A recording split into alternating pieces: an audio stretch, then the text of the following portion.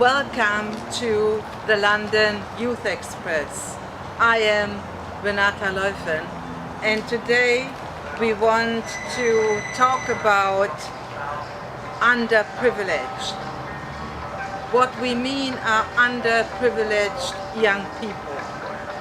And underprivileged can mean a number of things. It can mean that young people come from a poor family, that they have mental problems, that they are autistic, that there are problems within their families, and that they may have a bodily appearance, for example, perhaps be too small or too fat or too thin, which makes other people to reject them and not treat them fairly.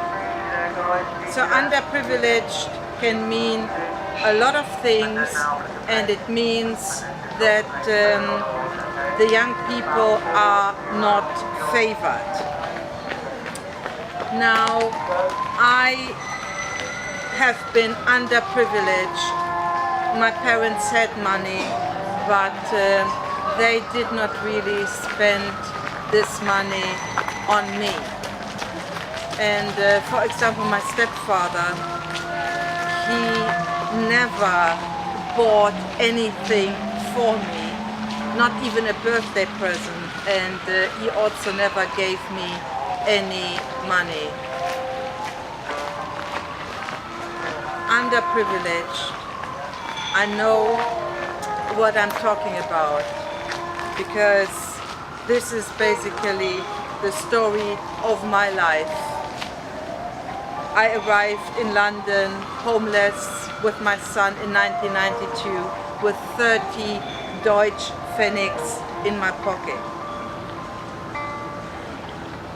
This talk is for all young people who are underprivileged, who feel that they are underprivileged, that they have a bad start to life, and that they are also in not the best position to compete with other children.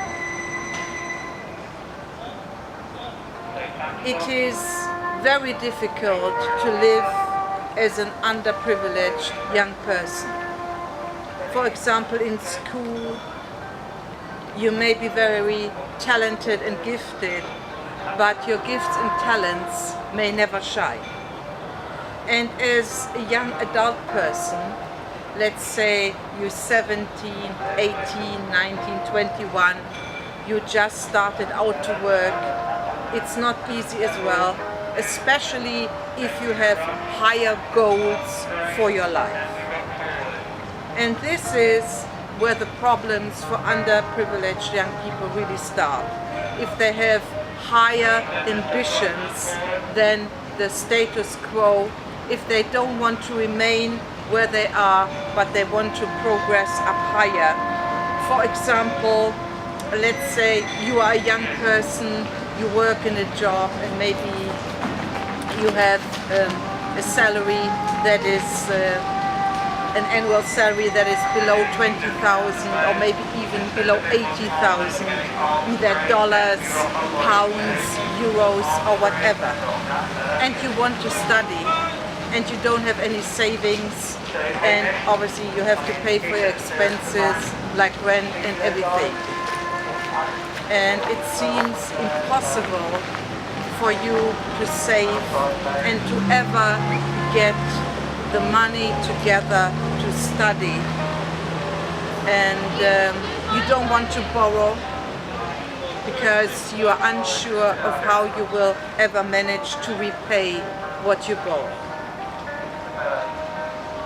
There are so many underprivileged young people among us, and there are so many young people who are gifted, who are able, who could shine, but who never shine because they start out from an underprivileged position in life, or perhaps because they are being put into an underprivileged position based on unfavorable circumstances and based on the prejudices of other people who put them down, and who are maybe perhaps even a bit jealous because the underprivileged person got something which they would like to have and know they don't have it and can never have it. Underprivileged young people often work very hard, and they have no other choice but to work very hard. And injustice is being done to them every day, day by day, on a daily, weekly, monthly and yearly basis. I never had any privileges which came from my parents, which is sad. They never invested in me. They never did something really great for me or helped me to realize one of my ideas. So what happened was I had to work very hard for everything I had and achieved. Even when I studied, and I actually did 2 full-time degrees at the same time, I had to work at the same time and also look after my son at the same time.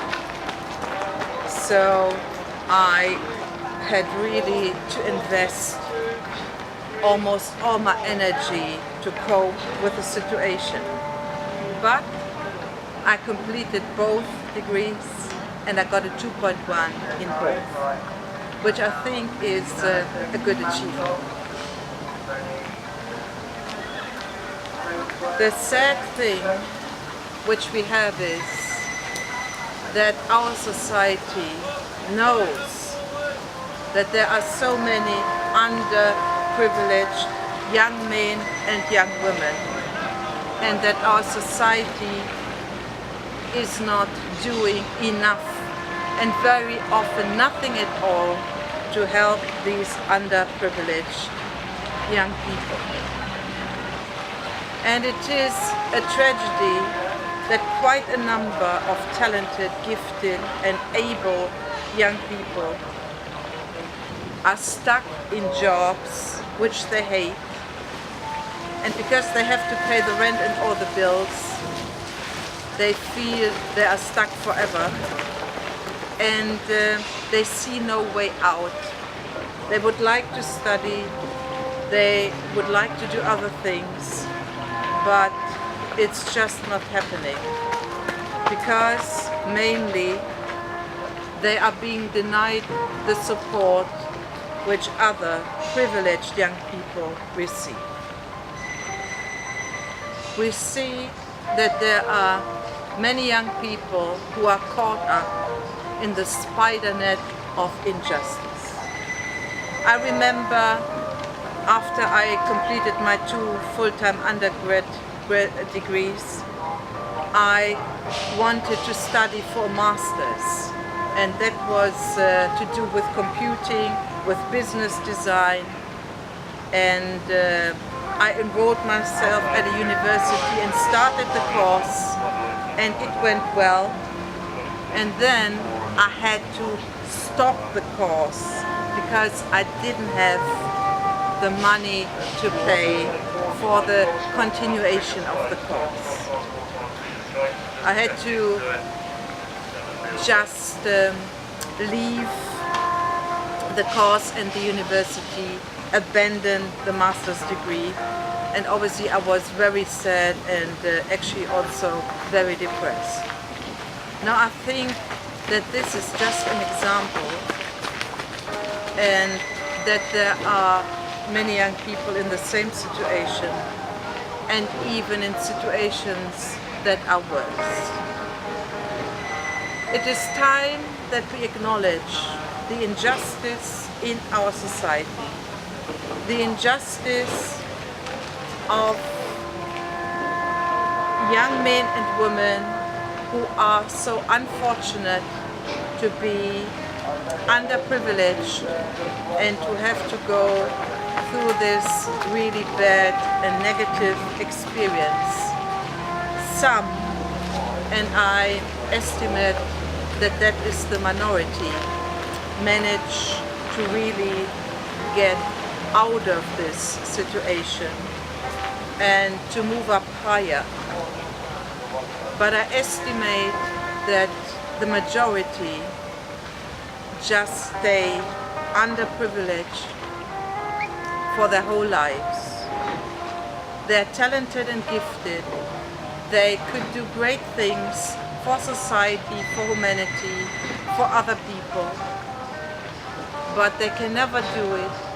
They can never shine because they happen to start out in life from an underprivileged position. If you are an underprivileged young man or young woman, the only advice I can give you is to keep trying, to keep believing, to keep hoping, to keep working towards your dreams, to make that life that you want to live become a reality, even when everything looks hopeless, even when you can't see a way, no matter how long it takes and no matter how many setbacks you experience.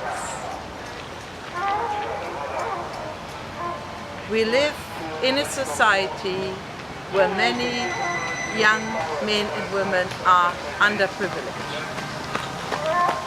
And unless we take action and take drastic action, this is the situation in which these young people will remain, not due because of a fault or a mistake of their own, but just because of unfortunate circumstances and because society does not care.